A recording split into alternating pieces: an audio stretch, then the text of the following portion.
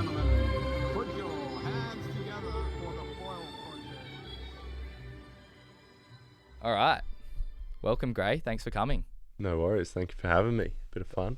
Yeah, I met you last year. You came over last year to train and we went for a downwinder together. So We did a few, had a bit of fun. yeah. It was a bit of a bit competitive for me. I was like, oh, big dog's in town. gotta pull it off. I was like, just get up on foil. Get up on foil. We were both just chasing Marcus the entire time, trying to keep up with him. So for those listening at home, and you might not have heard of Grae before, he grew up in the Eastern Suburbs of Sydney, Australia. His father is Grae Morris, who was a former national windsurf champion, and Grae has now followed in his footsteps pretty well. So Grae transitioned to the foiling discipline of windsurfing at age 14. And then this year, Grae crowdfunded $10,000 to head to the Olympics, and he won a silver medal for Australia in the IQFoil Event. So congratulations, Grae. That's awesome. Thanks, mate. You've done your research. First thing I heard is that your dad's got a pretty good Facebook page about posting about all the stuff that you're up to. Yeah, I'm pretty bad with my social media, so I'm working on that. But I had a few journalists ask me, like, how can we keep track of you during the games? And I definitely wasn't posting anything, and it was like, go straight to my dad's Facebook. And if you really want to go deep, you can find my first ever windsurfing events and interviews he made me do back then. So it's a movie night, that's for sure.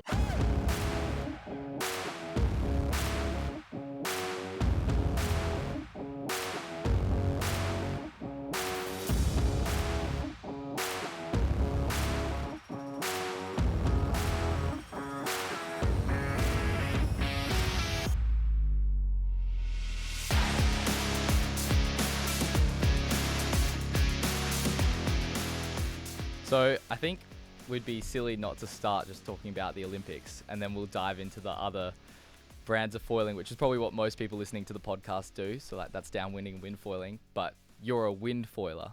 And do you want to just let us know what it was like to go to the Olympics and the experience you had over there? Yeah, it was pretty surreal. I mean, being a racer, a windsurf racer, a sailor, you kind of grow up, and everyone always mentions the Olympics as the biggest event you'll ever do, and it's a very pressured event, and it's very well known to be a high pressure, high stake kind of place. And when the dream turned to reality, when I got my ticket to the games, I think it was in January, I was a bit like, it was a bit relieving. It's quite hard to qualify for the games in sailing. You have to be top 10 in the world, and to definitely get sent, you have to be top 3.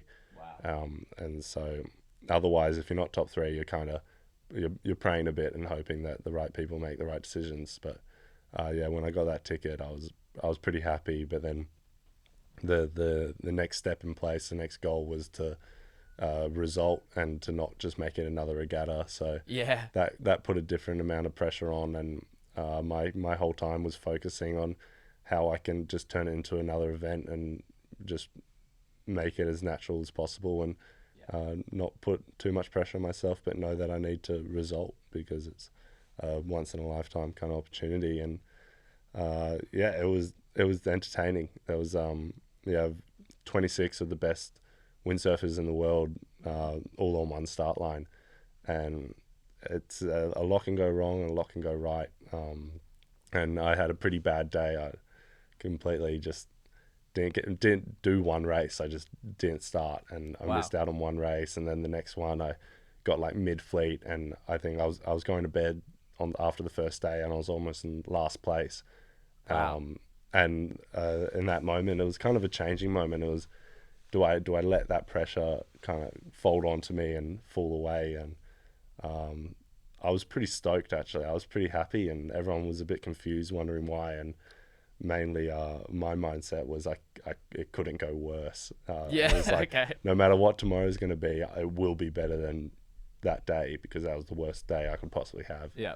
And so I was actually pretty happy, because no matter what I was going to do tomorrow, it's going to be better. And then turned that round over a couple of days, and ended up leading the whole event, and went into the medal race, and the rest is history. And it was more taking a very high pressured event and trying to pull as much fun stuff out of it, as much fun out of it, and turn it into a lifestyle, and Yeah. I think I succeeded quite well in that, and I had a pretty good time. Yeah, that's awesome. So do you think that like doing that in the first day kind of let you reset and take the pressure a bit off yourself and just kind of let loose? I think I definitely would have liked to lead okay, the whole time. yeah. That definitely helps Yeah. when you're up the front. Probably same as a sup race. When you're up the Mm. front, you're pretty comfortable and you just got to stay there. But if you're out the back, all you're thinking about is how can I get there? You're scrambling the whole time. But for me, having that down day, it was like I also had a lot of people around me who were the best in the world. Matt Wern, he's the laser 2-time gold medalist, he made history, and he told us a story in his Tokyo Olympics. He did the exact, probably a lot worse. He got 2 last places and he was losing the whole event.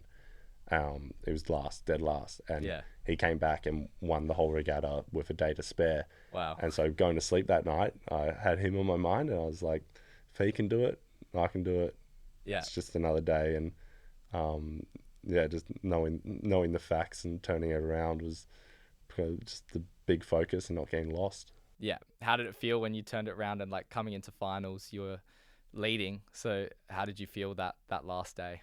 I was pretty happy. Yeah. I turned something really quite bad, worst results ever, into leading the whole event, which was the focus for 2 years before that, was just to make sure I'm leading the event and going into the medal race in first place to secure a medal.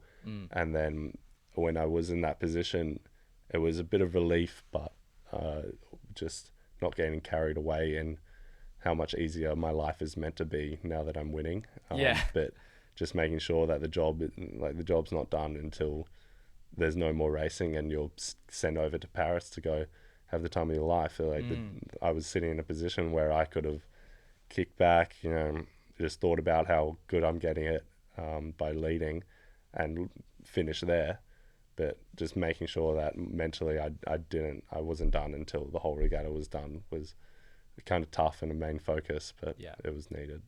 Yeah, that's brilliant. So do you want to talk us through the final day, like how that all went?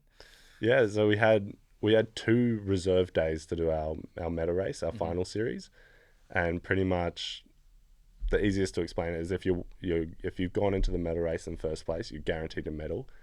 Everyone else has to do 2 other races to get to your level, and then you compete against 2 other competitors to determine the color of your medal. Okay, yeah. And so I was guaranteed a medal for 2 days that we were waiting to do the racing because there wasn't enough wind. Yeah. Where everyone else had to pretty much fight each other to get to my position. So obviously I was hanging around. I was pretty happy. I'm the only one in the Olympics who's guaranteed a medal right now. And so, I let it hit me. I let everyone know that I was pretty happy, just so that to rub it in a bit. Yeah. Some my competitors, they'd walk by and I had the biggest smile on my face. And they're still stressing and so stressed walking around. It was hilarious, but making it was just a bit of a mental game at that point, and making sure I had control over everything that was happening and myself. And so it was good fun. And then going into the day, we all got on the water and it was perfect. It was the perfect day. It was nice and windy, good waves, good television. Everyone's up and waiting, and it's going to happen. There's nothing stopping this from happening. And I got to watch the other people race and figure out who I'll be racing against, and from then on it was just about executing kind of a perfect race. And I think in that race I kind of did everything that I knew at the time that my level was at. I just, before the games, I ran out of time to perfect a lot of things. And so during the medal race I did everything to my best capabilities, but ran out of time before to perfect everything. And that's where I lost out. And so just experience. And after that I finished up and I was pretty disappointed. I was pretty upset. I was always wanting to win, even when I was ranked 100th in the world 2 years ago. I knew I was going to win, and so getting there and then losing, I was a bit bummed. And after that, I recognise that it's a pretty good feat getting second at the games.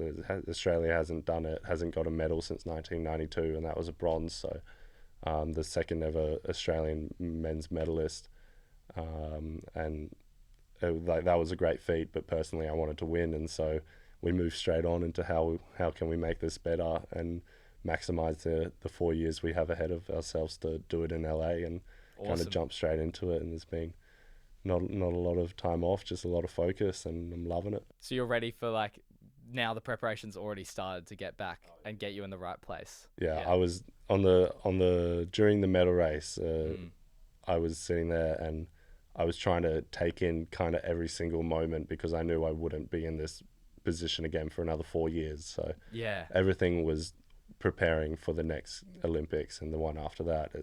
It was all bringing it all in, because that was my first games, and I'm just making sure I'm not leaving anything on the plate.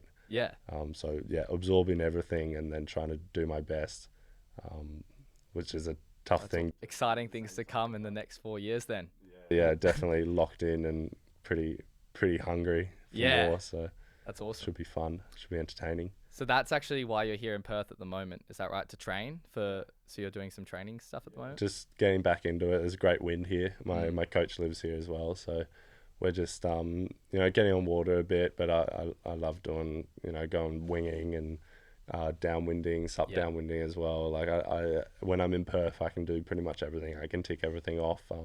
So it's a bit like a fun holiday where I get to live out my dreams while doing a bit of work on the side. So beautiful. Frothing. Yeah. So what can I just ask, like, what's a week of training look like for you? What are the things that you're doing each week to like have your body in the best condition, or like learn the tactics that you need to learn? A week of training, we don't overdo it. I believe in no wasted time. So say 12:30 we want to be on water. I'm at the boat park. I'm rigging up at 12:20 and I'm changed. I'm on water at 12:30.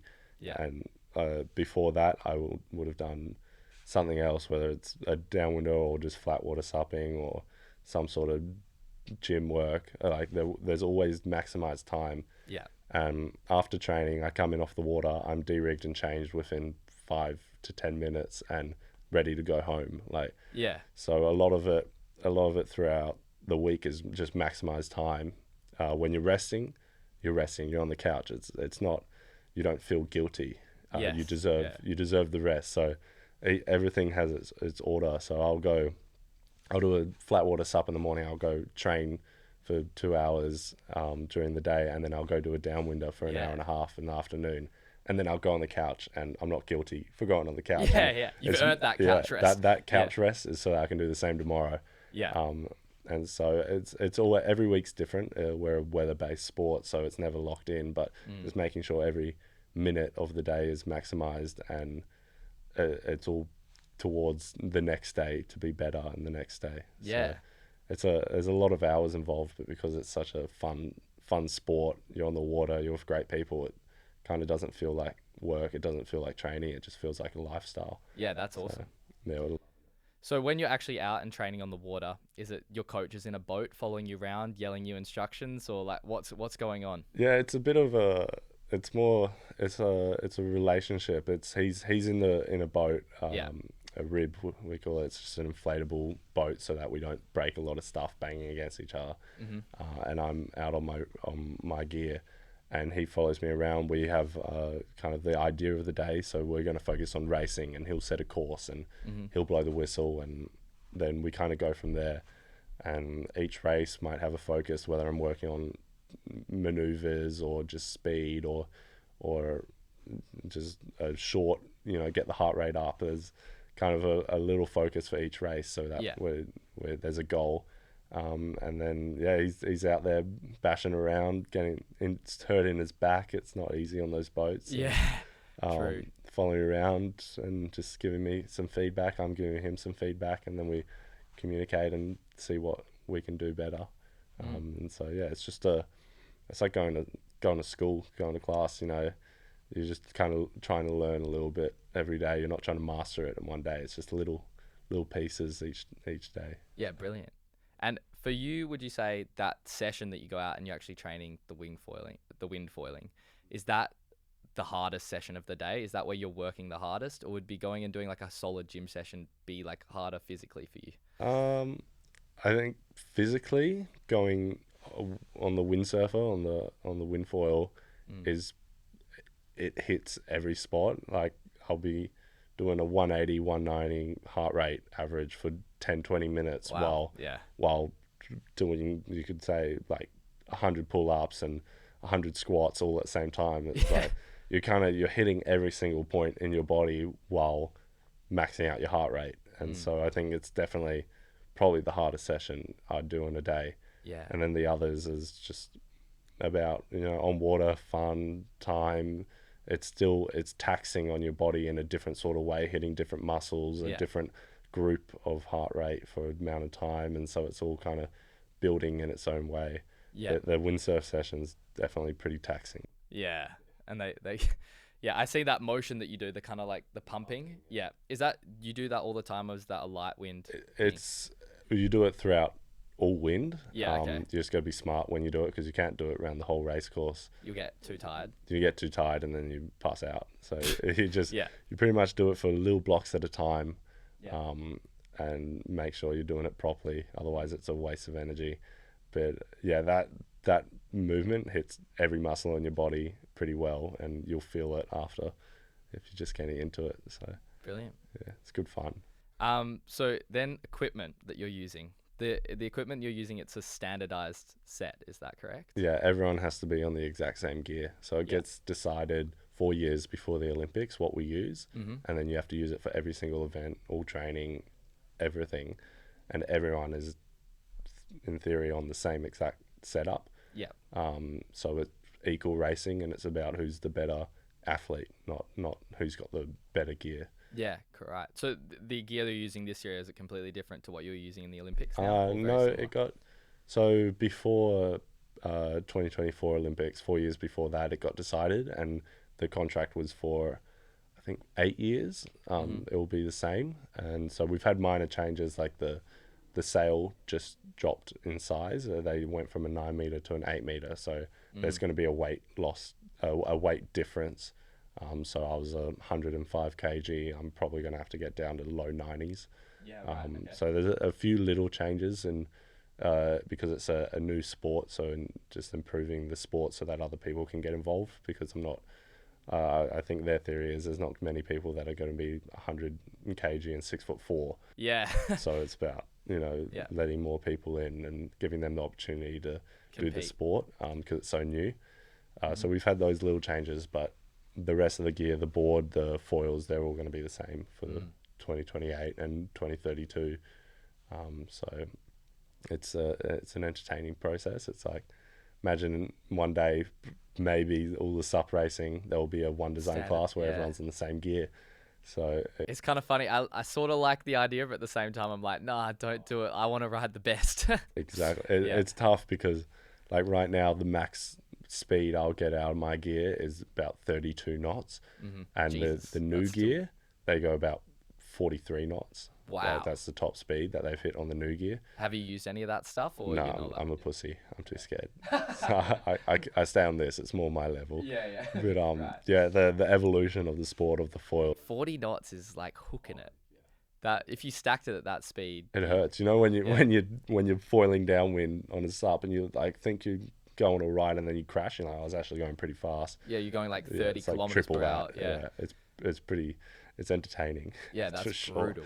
But yeah, our gear doesn't go that fast. So seeing the sport kind of just evolve, and you're stuck on this gear that's 8 years old, you're a bit like, but then you're all racing against each other, and the purpose is to display the best athlete at the time. So that's kind of what it's about. So I think there will be, for the SUP, there will be the open class where everyone uses their best gear and what they want, and then there will be a one design, just maybe to help people save money, or to display the best athlete, not the best gear. But yeah, that's true. Might change, don't know. Because at the moment it's a little bit like F1, where everyone kind of has their own thing, and then they see who's the fastest. But and then it all changes next year, and someone else has something way crazier. And then, But I think it should stay like that for a few more years until it's defined what's And the best. Yeah. And then for you sailing, so after this 8-year contract runs out, would they upgrade to the better gear, do you think? It's a conversation Yeah, they'll okay. have. They might, or they might just decide it's working, it's doing the job, and there's no need. Maybe the thing I can see happening is everyone watches our sport for 8 years and then goes, oh, nothing changing. They're doing the same thing every race, so why should we keep watching it? And then they'll go, okay, we'll change the gear. Now we're going double the speed, and everyone's like, oh, back That's into pretty it. exciting, yeah. So yeah, there might be an excitement factor that comes into to change that, but for now, I think it will just stay the same. I remember last year you were chatting to Marcus about shimming the tail wings. So I don't know if are you allowed to shim anything in these setups, or they're completely fixed? Yeah. For so we have a tuttle box. Yeah. So where we put the mast in, you can shim the angle that the mast comes out. Yeah, so and then forwards and backwards. Yeah. So I go a lot of upward rake, so a lot of lift. So my board should look like that, and then the back wing we can shim as well. Okay. So you do have a little bit of adjustment over the whole system. We have some. It's a personal thing that you can kind of change to what you like, your technique, which is nice because everyone has their own opinions, and that's kind of the game, figuring out what everyone else is doing, making sure they're not a bit ahead of you in that area. But yeah, there's a bit of change you can make. Do you adjust that based on the wind conditions too? Like if it's stronger winds or lighter winds, or is it kind of fixed? Everyone does. Everyone changes it. You can change it on water. You just flip your board over, take the back wing off, and put a different shim on. Yeah. I'm quite lazy. I don't like doing that. I never want to do that. I'm like, I don't. I gave myself a shim. It was the biggest, the most positive. So the most lift I get out of the board. I found one and I picked it, and I said, this is what I'm using for the games in 4 years. Okay. And I'm going to use it in 4 years. Okay. That's it. I just said, this is it, and I will make sure that I will be the best in every single condition on this. Do you think that's something that, like, down the track, if you found that you couldn't be fast in a certain condition, you play around with, or you're pretty locked in? Do you think that's I would play around with it if that was the problem, but I think it's pretty locked in. Okay, and I prefer to change myself to make that work rather than I don't like the idea of, it drops down 5 knots, I'm going to turn the board over and change something. I just want it to be the same, and I want to be able to win that. It's just, I'd rather sit on the boat, or during the games I did it as everyone flipped their board over, changed their back wing shim, and I was sitting on the boat, had the umbrella up, and I was drinking my ice cold water and just laughing. I was like, I don't need to. There was a funny one. You're allowed to register up to 5 shims for the Olympics, so 5 different angles. And we all go in. Everyone has their 5 shims that they want to register, and I gave them one, and they're like, "What are you doing?" And I'm like, "This is all I want." And they're like, "You sure?" I was like, "Yeah." And everyone thought I was a bit weird, but I wanted that, and it did the job. So, but yeah, obviously 4 years is a long time, so a lot can change. But right now, I'm pretty set. Yeah. Okay, so say you were going to change. I'm just interested in how the gear all works in your sport. So say you were going to change your shim. Are you picking, like, how are you changing the angle of your tail wing based if it's light wind compared to, like, really strong winds? So a lot of people, what they do is for light wind, they will choose the shim that is thicker at the back of the fuse. Yeah. Does that point the tail towards the board, or? So this is the front wing. Front wing's always set. This is the tail. The thicker it is at the back, the more the tail pushes down and lifts the front wing up. Yep. So that's what a lot of people do in the light wind, just to have more lift and stay on the foil. Yep. And so what they do when it gets windier is they get less and less lift out of the board, less ride height, so that technically there's less drag, less flow from the water going across the back wing. So in lighter wings, you're making it flatter, or you're making it bigger? Okay, big difference. Heaps of lift, and then the windier it gets, they're flattening it out. Yeah. Where I keep it like that. I keep a lot of lift. I love it. So that means, like, when you're going really fast, your board's like boosting you. Yeah. There's a lot of front leg pressure coming up at me. So And your feet are locked in foot straps too, right? Yeah. No moving where your legs are. So some people don't put their back foot strap in, like Okay. their foot in the foot strap, so they move around their back foot. But I lock it in. I Yeah. keep it in there. I like lift. Yeah. I like a lot of lift. Yeah, and so I think this is kind of different to downwind in some ways. I remember this is what you and Marcus were actually discussing, like last year. He was talking about how you actually want to, like, for downwind, flatten the tail wing just to make it more efficient. But for you, that doesn't seem to be the case so much in the wind sports. Yeah. For the wind sports, I'm definitely looking for a lot of lift, and Yeah. I just changed to a brand that I can now change my angle of tail wing. Before I was on a set tail wing, so Yeah. This is for downwind we're talking for about. now. downwinding and winging. So I'll definitely be changing my back wing angle and testing that out. But I think I'm going to try my theory of a lot of lift first, and then start taking it down. See how it feels. I think what we've been doing is normally the code setup I know starts with like a slight shim like that, and then we've been finding shimming it towards being like perfectly flat makes it feel a bit more efficient, but then it becomes a bit skittish. I like the feeling of having so much force coming up that I have to compete against it. So the whole time I'm just trying to push it down, and that's why I like, kind of as a big boy as well. It's a better feeling than trying to keep the gear up the whole time. Yeah, I feel if the board's doing the job that my legs don't have to do by keeping it up, then I can track more downwind, and I can push it down. Yeah, it's like a extended pump that I can then track downwind to overtake, rather than trying to keep it up. It could be faster, but keeping it up and then tracking, it's a lot. But I'll see. I'll have a play. Yeah. See how. Sweet. Okay. I just wanted to talk a bit about how sup or wing foiling is like incorporated into your training. Like, how do you view it as a part of your training course? I think so. For the Olympics, we're on a foil, and I think everything you can do on a foil will relate back to something. And so there's things that I do on a windsurfer that relates back to a wing, and things on a wing that will then help me with my supping, and vice versa. And so I just picked everything that I can do that has a foil. I got, and I put it all together, and I tried to do all of them in one day. Okay, yeah. Just to see if there's a little 1% from winging that can help me with my windsurfing, or from proning that can help me, and all of these different things. And the main thing that came out of sup downwinding was when I'm IQing, when I'm windsurfing for downwind, we're always overtaking waves, we're overtaking swell. So I have to read the swell really well to be maximum efficient to get to where I need to go. And with the supping, it's the same thing, just half the speed.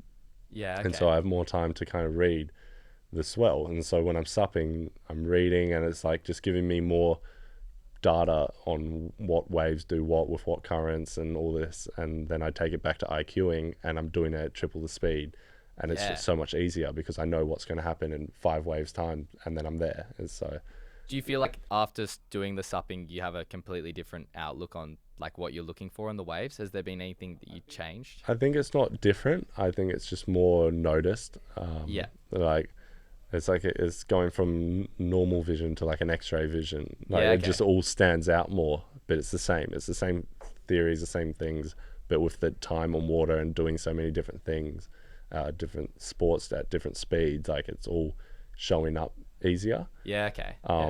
And then it's just all helping relate back. And also with the supping, what I enjoy is I love doing the racing, because with windsurfing, when I'm local, it's not the most competition for me because we have quite a small group. Yeah. And then I did some sup races last year and the year before that, and that was like the first time I've been in a competitive environment and being pushed hard. And like one of the races, I almost thought I was like, I can't do it anymore. It was the race to Sorrento, from North Frio. Yeah. So you did that. And it got really light and really flat, and I was on a smaller foil than I'd normally use, and my heart rate was getting up, and I was like, I was on a tiny board, so if I fell down, I don't think I'd get back up. And it it was a mental thing for me where I was like, I don't think I can do this.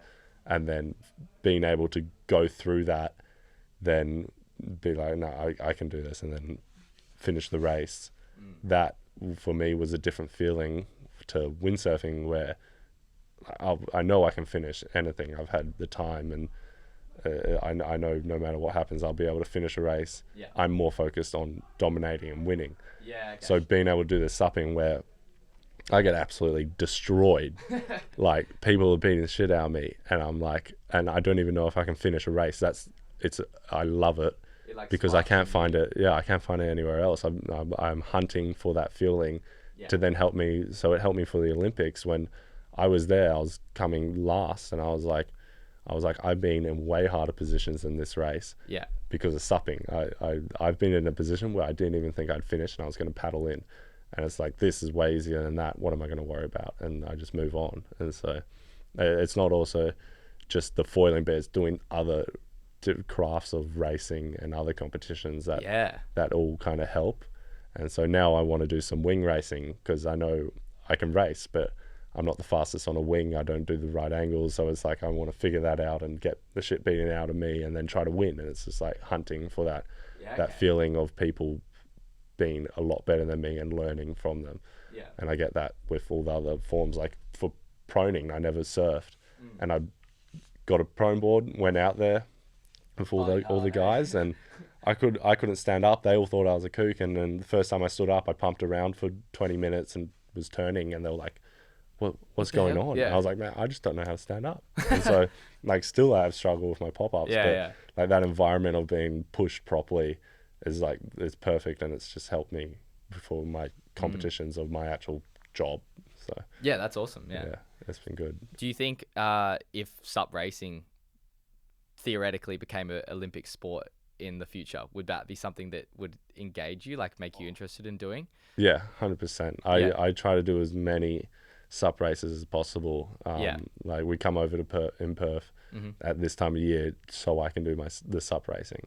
Cool. And like I love it. I did a lot of sup racing as a kid, just like against people who are on proper starboard all-star race boards, and I was on one of those family cruiser boards, and I was racing. I was just like, it was a certain amount of like froth. It was just different doing a paddle sport compared to a wind sport. And so I love the challenge. So if it kind of came along, I'd definitely have a look at it and do it in my spare time and see how it could work. But maybe one day, 2032. Maybe we'll see what happens. Different. If it keeps exploding like it is, who knows what's going to happen. So and I want to go to Hawaii next year and do all those events. Like it just looks like such a good time as well. Good environment, like good people, like everyone has the same froth levels, and it looks really. And looks like they push each other real hard to achieve what you're trying to achieve. And everyone's helping each other as well. It's the everyone knows that it's a growing sport, so there's no point hiding what you have now, because in a week you're going to be better than that. So it's like, it's an evolving sport. Help it evolve. Everyone helps each other. It's like, it's awesome. And so that's a pretty cool thing to be around as well. You're so right. Like the sport's just getting bigger and bigger, and we're gonna keep. People are using 500 centimeter downwind wings now for racing. Imagine what's going to happen next year. They're going to half the size again. It's like, there's so much going on. Who knows what's going to happen.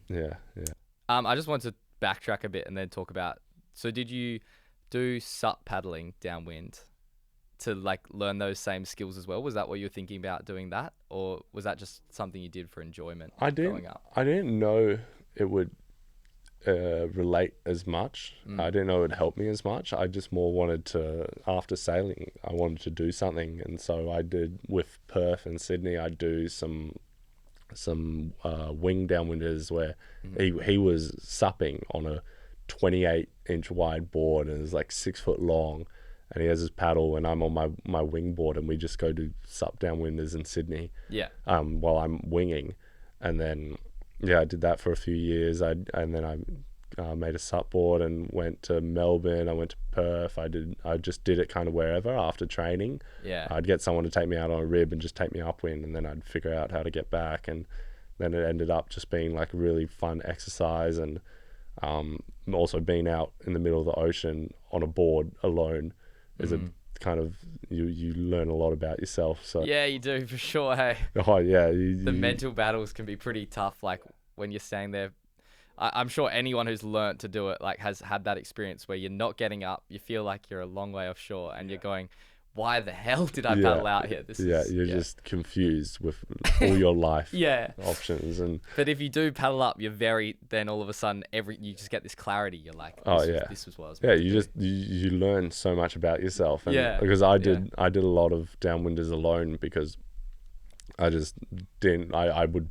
jump into positions where I really, if someone else was with me, I would be very scared, and I would feel I have to look after them, and I just didn't want to be in that position, so I would do it alone. And I'm sitting out there and I'm just like, this is stupid. Like, I have no I feel like once you're at that stage, you're going, I wouldn't tell anyone else to go in here. You'd think about not going in there yourself, but it was perfect to grow and stuff. It was amazing. And every little part just ended up relating back to windsurfing and kind of the Olympic journey into how I got a silver medal. It was all those learnings, and I definitely don't think I would have got a medal without going through that on the SUP. So yeah, that's awesome. It played a huge part in the end. But originally I was just like, this looks fun and looks like I can, compete against myself, get fitter, get stronger. Yeah. And like, it looks pretty cool. You're just out there with a paddle, nothing else, cruising along some open swell. Like, why wouldn't you? So, Yeah, for sure. yeah, but it's awesome. I remember last year saying you're doing those Downwinders with Perth. So I think that might be a bit confusing. Perth is not Perth the city. Stanlick, yeah. Perth Stanlick, yeah. Do you have some crazy stories from those missions you've done? I remember last year there was some big sends you did. We did a pretty funny one. I was on a 30 or 28 to 30 litre prone board, and we went from Little Bay. It's one of the headlands near the airport. It's just below that, and he was on a SUP, and we decided we want to go into Sydney Harbour and then pump around South Head back into the bay. And so I'm pretty comfortable. I'm on a wing. Like, I know I'm fine whatever happens. Where on a paddle you're a bit more risky, exposed. Yeah. And so we decided, let's do this. This is going to be fun. And when you pass Bondi, that's it. There's no other beach. There's no rescue zone. You pass Bondi and you got 15, 20 kilometers of just 70-meter cliffs. Yeah. And you're like, it gets pretty real then. And so we get past Bondi. I haven't held my wing in the whole time. It's just been behind me. It's a 2.5 meter wing or 3 meter. Jesus, how windy was it? You're on a 30-litre board, you say, with a 2.5 meter wing. Yeah, it was a 2.5 or a 3. It was one of those duotone handles. Yeah, the handle ones, really old ones. This was like 4 years ago. Yeah. And we're going out and we're just cruising together, and we get past Bondi. I'm like, okay, this is pretty real. The swell kicks up like triple. And it's also probably bouncing off the rock face, right? Yeah, it was triangling up behind us. I would look at Perth behind me, and it looked like he was on a 5-6 story building. And I'm just like, oh my God. Like, it was the closest experience to going to surf like Jaws I could ever think of. And then we're getting close to the headland, and I'm like, okay, I'll hold on to my wing and just like wait for Perth to come up, because I'd get a little ahead of me because I could go on small gear. Like, I was on a tiny front wing and everything. So I'd get ahead, and then I'd try to surf it, but I was like, okay, it's pretty dodgy. I don't want to fall off. So I grabbed back on my wing, and the whole thing folded, just completely folded in half. And it had a little pinhole in it. And so it was slowly deflating to the point where I'd hold it, and all I'm holding is the handles, and the rest would just like shut. And I was like, so I'm on a prone board with foot straps with a tiny front wing, and I'm right like just before the heads of Sydney Harbour. And I was like, if I fall off, like, I don't think I'm going to be even able to paddle this thing in. And my dad was on the cliff up watching, and he was filming, and it was quite a funny moment. But then I realized we got to get that film clippage. Yeah, there's no other option. And we cut around and pumped around. I'm holding this wing that's just not there. Like, only the middle tube was up. And I was like, fuck, this is gonna suck. And then we made it around the heads and had to paddle up into one of the beaches. Yeah. And I was like, that was not not fun at all. It was so fun the whole time, but until you moment, got to the end and you went, oh my god, like Yeah. I can't stack. Yeah. yeah, it was pretty bad. I was like, I don't think I'm gonna do a downwinder on a 30-litre prone board again. Yeah. Yeah. Right. Yeah, so that was eventful. We've also done a few budgie smuggler runs in middle of winter. When you say budgie smuggler runs, you mean just in budgie smugglers? Yeah, Okay. yeah, and Yeah. it's just a fun one, just short runs. But Perth's got a pretty good video of like I was on the wing still, Yeah. and he's going downwind, he's racing, he's just in budgies, and then this whale jumps out in front No of him, way. and he's like, oh yeah, I don't think he would have worn those budgies again. But yeah, there's just moments like that where it's just two of us out there. Pretty much no one knows we're out there because there's another story where when we started doing this, we had a helicopter Yeah. and a jet ski follow us off in the middle of the ocean off of Maroubra because they thought we were in trouble because someone called from the cliff saying we were in trouble, and we're on foil cruising, there's a jet ski following us and a helicopter above, and we're like, just go home, like you're in more danger than us right now. And then after we got to about Bondi and the jet ski had to go back and stuff like that. The poor bloke on the jet ski who drove back against the wind. That's cooked. It was pretty hectic. But then, so it turns out one of my mates who's a foiler is a rescue helicopter pilot. Yeah. And so he got a call in one day and they were like, yeah, there's this guy. He's out in the middle of the ocean. Like, he's definitely in trouble, blah, blah, blah. And he asked them, he was like, what color board is he on? And they were like, black and white board. They're like, what is he wearing? And he was like, it was matching my description. And he was like, he's all right. Yeah, he'll and be then fine. I saw him that day and he was like, were you downwinding today? I was like, yeah. He was like, oh, great. That was you because someone called in about you. And I knew it was you, so I didn't bother going to save you. Oh, So- imagine if he got it wrong. That would have been like... Would have been pretty bad. Yeah. But yeah, he was like, yeah, just let me know because we get 100 calls a day about you guys. So Yeah. just let me know. And so I just text him and he's like, cool, I'll just disregard everything they say about a man lost at sea. So there's Yeah, some fun crazy. ones. Yeah. Yeah. And now, have you done any on the SUP yourself, or that has not? Oh, play? yeah, I only do them on the SUP now. Like I do them on the wing up until about 2.5 years ago, when I was like, I'll start doing them on the SUP. It just seemed more safer going on a wing while Perth's on a SUP. You know, I can kind of be a safety compartment. Until your wing pops. And yeah, until your wing Yeah. pops, and then he's battling me. And Yeah. but when everyone else started getting into it, I was like, I'll just do it. And yeah, got a SUP board. It was 7 foot by 23 and 127 liters, and Yeah. I made that one up and got out in Melbourne and did a few bay runs and then got out in the ocean, and yeah, it's just been a learning process ever since. Yeah. Brilliant. Any crazy stories with that now, or that's actually worked out to be safer overall? I find it safer. Yeah, okay. I like it. It's a big board. You can pretty much paddle it in any direction you want. Worst comes to worst, you break something, the board's always going to float. Yeah. So I'm pretty happy to be on a SUP. Yeah. And best part about it is you have no wing dragging behind you the whole time. Yeah, it's so true. But yeah, I definitely haven't pushed it that hard when it comes to SUP downwinding. Like, Yeah. safety wise, I've just been pretty casual doing runs that I know. And yeah, unless I'm in Europe and I'm going downwind and I'm on my Google Maps on my phone trying to figure out which point in France we're meant to stop at. Yeah. So yeah, it gets a bit funky over there, but otherwise it's pretty safety orientated because Cool. really the goal was not to be a SUP downwind champion just yet. I'm focusing on the Olympics, but I don't know, might make some changes in that venture and have a bit more fun on the SUP Yeah. if the opportunities arise. Yeah, that'd be awesome. Yeah. So I had a really good question, but you got me engaged and I've lost it. Yeah. No, it's fine. Oh yeah, I was just gonna Downwinders while you've been traveling in Europe. Where have you done then, or what places have you travelled to wing foil and to wind foil, wing foil, and downwind? Yeah. So we do every year we go to about three spots that are the same every year. One of them's Palma in Mallorca in Spain. It's an island near Ibiza.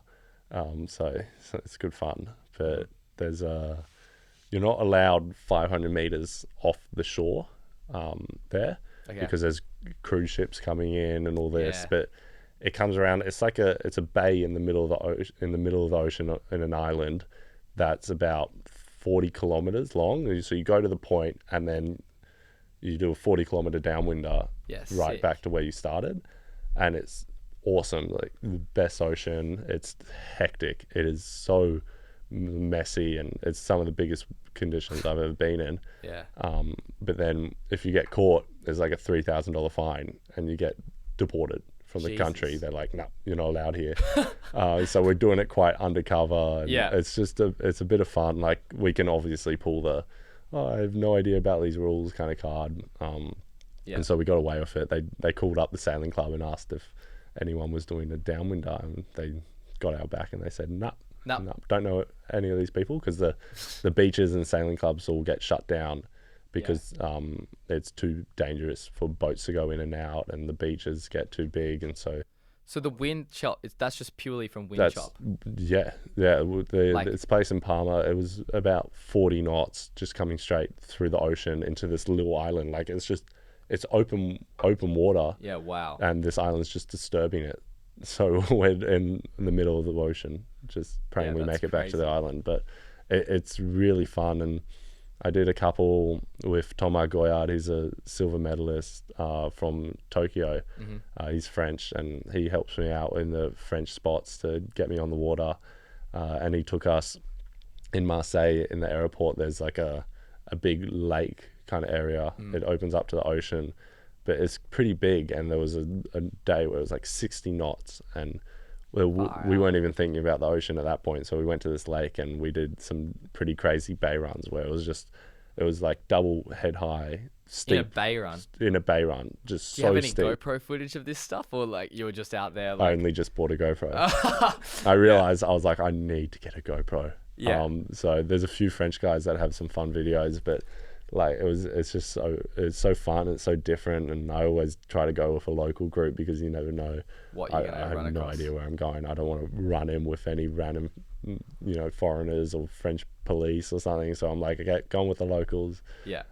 But yeah, France is awesome, and there's been some good events that just happened in France that I'm like, kind of wish they all lined up just so I could keep doing more. But yeah, there's some really good opportunities, and if you know the right people, you can do a lot over there. That's sick. It's good fun. So like, you rode some pretty big, I don't know if I've ever seen like double overhead bumps. I mean, for me, mainly I've just been out here, and then a couple times I've done it in other places that haven't turned out to be huge. I've got a video in Palma I'll try to find, but we're doing a downwinder and we're stopping and waiting, and I'm just talking, and I'm like trying to send a video to Mom to show I'm still alive. And I'm like laughing, and then I'm looking this way, bumps are coming behind me, and the guy behind me who's waving just gets swept away by a wave, and he's just gone. Wow. It was so as in funny. like the whitewash just whitewash, open ocean, just whitewash just broke on top of him, and he's gone. I'm crazy. like, oh, and it was like, you're shit. like, don't send that one to Mum. And so I'm putting the phone back in the pocket. I'm like, oh, it's not good. Hey, Mum. Oh. So, Kieran and I, we out here. I'll put my phone away because that was close. But no, it's all fun. It's all pretty safe, pretty mellow. But we're just so stoked. Like especially in Europe, when I go over to go race windsurfers, and if there's a moment where I'm like winging or supping or proning, like I'm pretty happy. Like in Palma, day before our first World Cup event, there was a day. There's a beach that you can't surf on, but it has potential. And the day before, this swell comes through, and so I was like, I got out of bed. It wasn't a rest day anymore. I went for a prone in the morning, and then I paddled out on my sup board, did a couple like sup surf sessions, and then wind came in like 45 knots, and I was like, okay, downwind time. And so in 3 days, on the day before my regatta started, I'm doing 3 different types of foiling. Brilliant. Just stoked. And I'm like, this is why I bring my gear everywhere. Just in case the time arises. I brought my prone board to Europe, and we're never going to a place with like proning conditions. But you ended up using it. Ended up using it just in case. Yeah. Wow. And we have some awesome spots in like the Canary Islands where I brought a tow wing just in case. I was like, you never know. So I brought a tow wing, and all of a sudden we're on an island in the Grand Canaries, and my coach is towing me in, and it's like these massive point break waves curling around an island and crystal clear water. And you're like, I'm this like, is why I brought it. yeah, I'm like, I'm meant to be here for windsurf competition, and now I'm towing in the Grand Canary Islands. Yeah.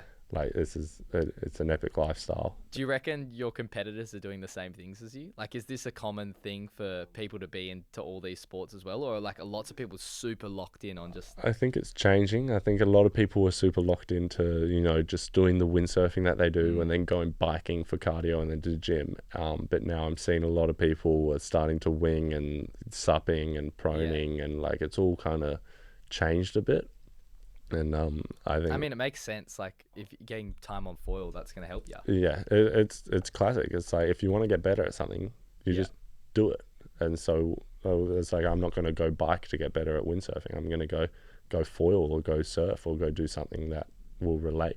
So yeah, sweet. Yeah, I think everyone's getting a bit more involved in that kind of pathway. I was going to ask about tacking the IQFoil boards. I know that was like a pretty hard thing, and I think Harry Joyner he's another Aussie guy, was like one of the first people to do it. Yeah.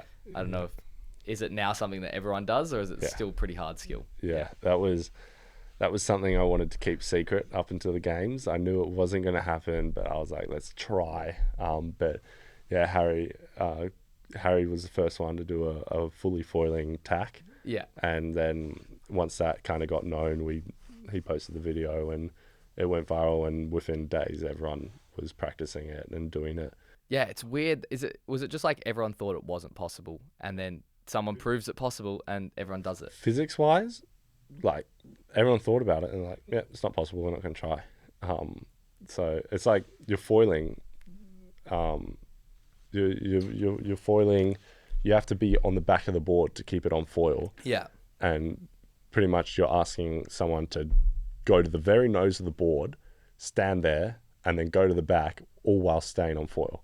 Yeah, and so you need to be going fast. Is that right? Like, not too fast, but you just need to find a way to proportion the lost weight or jump around without touching your feet on the front. Yeah, and it's like, everyone was like, oh, I don't think you can do that. Like, you can push the sail down there, but we don't think you can do it like hard enough to match the force you were doing before, and you can't jump around the front without touching down, so don't think that will work. And so everyone was like, kind of, oh yeah, like we can do really fast tacks where you touch down and then pop back up. Yeah.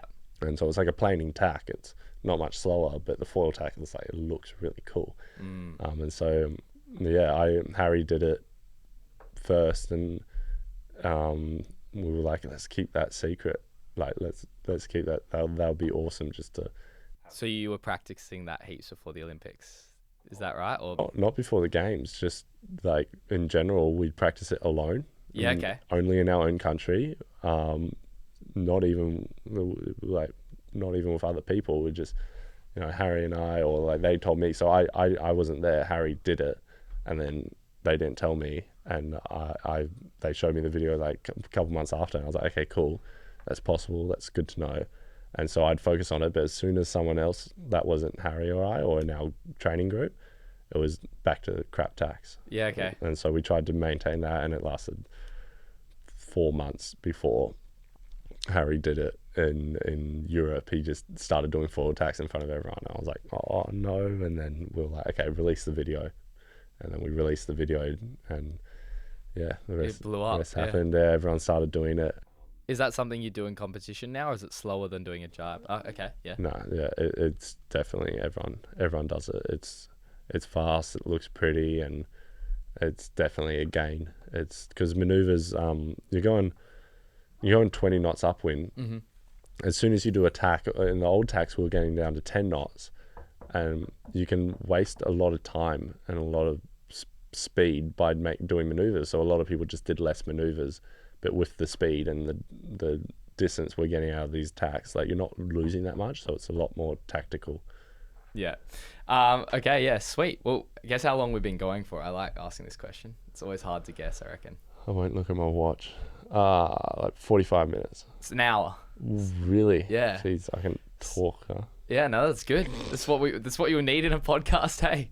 Just keep rambling on. Yeah, Oh, boy. but I think we've basically ticked off everything that I wrote down on my list. So I'm super stoked to wrap it up. I was gonna I'm getting pretty hungry. Would be keen to go grab lunch if you're down. Yeah. No, sounds good. Yeah, sweet. All right, thanks so much for coming on, Grae. No, thanks for having me. Yeah, It's a pleasure. yeah, awesome. First Olympian we've interviewed in the podcast, so that's pretty cool. Oh, that's special. Yeah, That's nice. yeah. We'll find more. All right, thanks for talking to us, Grae. I appreciate it. Yeah, Thank see you you very around. much. Cheers, guys.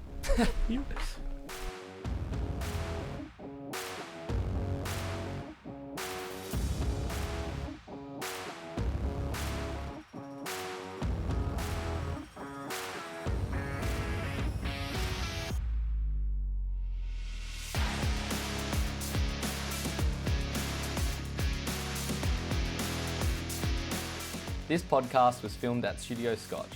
The Foil Project would like to thank the Old Scotch Collegians for their ongoing support and for letting us use this facility.